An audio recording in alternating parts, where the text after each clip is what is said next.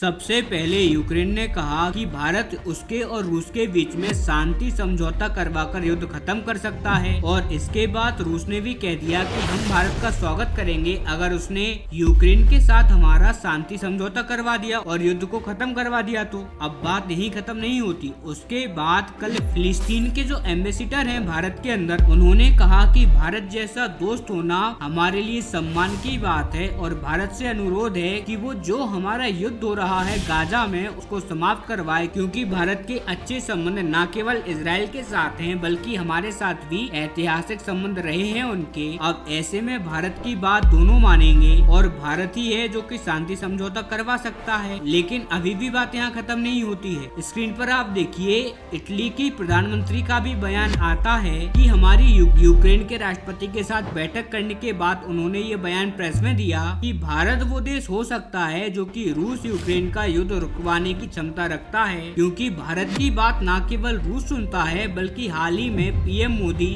जो यूक्रेन का दौरा करके आए हैं और यूक्रेन के राष्ट्रपति जेलेंस्की भी भारत की बात मानने के लिए रेडी हैं। यानी कि देखा जाए तो दुनिया के जो सबसे बड़े दो युद्ध यानी कि कॉन्फ्लिक्ट चल रहे हैं उसमें चौतरफा भारत की डिमांड है, यानी सब चाहते हैं कि भारत उनका युद्ध खत्म करवा दे। लेकिन अब सवाल यहाँ पर ये उठता है कि भारत को यहाँ पर आगे क्यों किया जा रहा है, भारत की इतनी डिमांड क्यों हो रही है। और दूसरी बड़ी बात कि ऐसे वक्त में जहाँ पर दुनिया का हर देश अपना फायदा देखता है कोई भी काम करने से पहले, तो क्या भारत को इन दोनों युद्धों में एंटर होने से कोई फायदा होगा या फिर भारत को उल्टा नुकसान होगा, दोनों मैं आपको विस्तार से बताता हूँ। लेकिन दोस्तों उससे पहले अगर अभी तक आपने इस चैनल को सब्सक्राइब नहीं किया है तो मेरा आपसे विनम्र निवेदन है कि आप इस चैनल को सब्सक्राइब कर वीडियो को लाइक और इस वीडियो को शेयर करना ना भूलें। तो आइए वीडियो में आगे बढ़ते हैं और सबसे पहले जानते हैं कि भारत को आगे क्यों किया जा रहा है। तो देखिए इसका कारण है भारत की ये वाली इमेज। जब पीएम मोदी ने सबसे पहले बैठक करी रूस के राष्ट्रपति व्लादिमीर पुतिन से,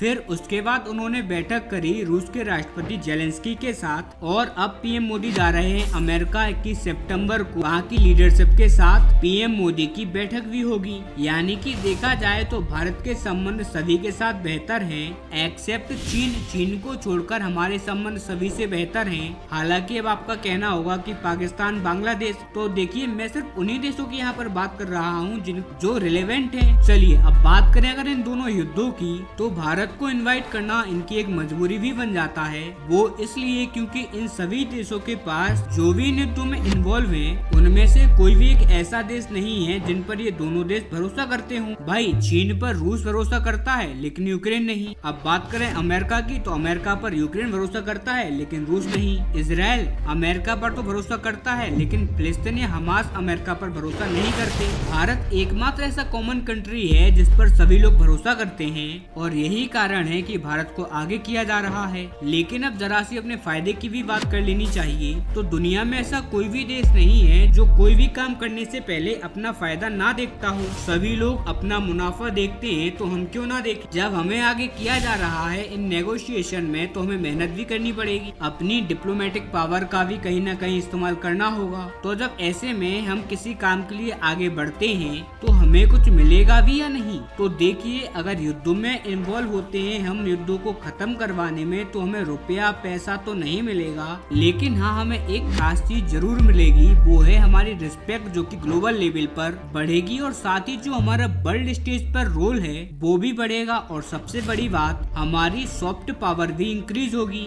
और मेरे हिसाब से ये किसी भी प्रकार के रुपया पैसे या किसी भी अन्य चीज से बहुत ज्यादा है और फ्यूचर में भी भारत को ग्लोबल पावर के तौर पर इसके बाद देखा जाएगा। अब सवाल उठता है कि क्या भारत ऐसा करेगा, तो मैं आपको बता दूं कहीं ना कहीं भारत ने इसकी शुरुआत कर दी है। जैसा कि आप जानते हैं, आप स्क्रीन पर भी देख सकते हैं, हाल ही में भारत के एनएसए यानी कि अजीत डोभाल जी रूस के दौरे पर हैं इस टाइम पर। इसी के साथ साथ चीन ने भी अपना एक प्रतिनिधि भेजा है और वहाँ पर इस युद्ध को लेकर बातचीत निश्चित तौर पर चल रही होगी। यानी कि रूस ने जो अपने सबसे भरोसेमंद देश हैं वहाँ के सबसे सीनियर प्रतिनिधियों को बुला लिया है है, यानी कि पर्दे के पीछे से इसकी शुरुआत हो भी चुकी है। देखिए, रूस यूक्रेन युद्ध तो जल्दी ही नियर फ्यूचर में खत्म होने ही वाला है, क्योंकि दोनों कंट्री थक चुके हैं। यूक्रेन भी और रूस भी। इस युद्ध में अब तक किसी भी देश का फायदा नहीं हुआ, उल्टा दोनों का ही नुकसान हो गया, और इसीलिए अब दोनों देशों का रुख युद्ध की तरफ नरम पड़ रहा है और अब दोनों देश इसे खत्म करने पर उतारू हैं। और इसके अंदर भारत का रोल अहम होने वाला है, क्योंकि रूस की तरफ से चीन आएगा और यूक्रेन की तरफ से अमेरिका,